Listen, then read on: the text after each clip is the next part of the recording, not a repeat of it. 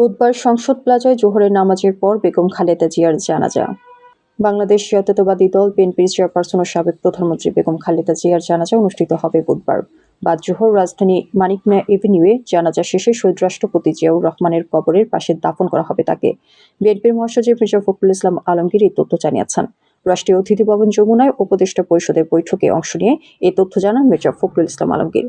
তিনি বলেন, বুধবার বাদ জোহর মানিক মিয়া এভিনিউয়ে বেগম খালেদা জিয়ার নামাজে জানাজা অনুষ্ঠিত হবে। তাকে দাফন করা হবে তার স্বামী শহীদ রাষ্ট্রপতি জিয়াউর রহমানের কবরের ঠিক পাশে। মঙ্গলবার ভোর 6টায় রাজধানী এভারকেয়ার হাসপাতালে দীর্ঘদিন ধরে গুরুতর অসুস্থতার দরুন চিকিৎসাধীন অবস্থায় শেষ নিঃশ্বাস ত্যাগ করেন বেগম খালেদা জিয়া। তার প্রয়াণে রাজনৈতিক অঙ্গন সহ দেশ জুড়ে শোকের ছায়া নেমে এসেছে। প্রসঙ্গত, বিএনপি চেয়ারপারসন ও সাবেক প্রধানমন্ত্রী বেগম খালেদা জিয়ার মৃত্যুতে বুধবার থেকে শুক্রবার রাষ্ট্রীয় শোক ঘোষণা করা হয়েছে। একই সঙ্গে তার জানাজা নামাজের দিন সাধারণ ছুটি ঘোষণা করেছে সরকার।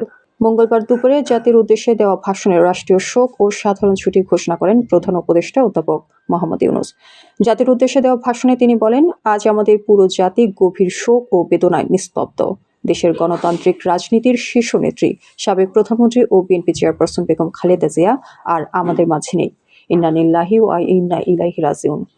বেগম খালেদা জিয়ার ইন্তেকালে আমরা গভীরভাবে শোকাহত ও মর্মাহত। তার মৃত্যুতে জাতি এক মহান অভিভাবককে হারিয়েছে।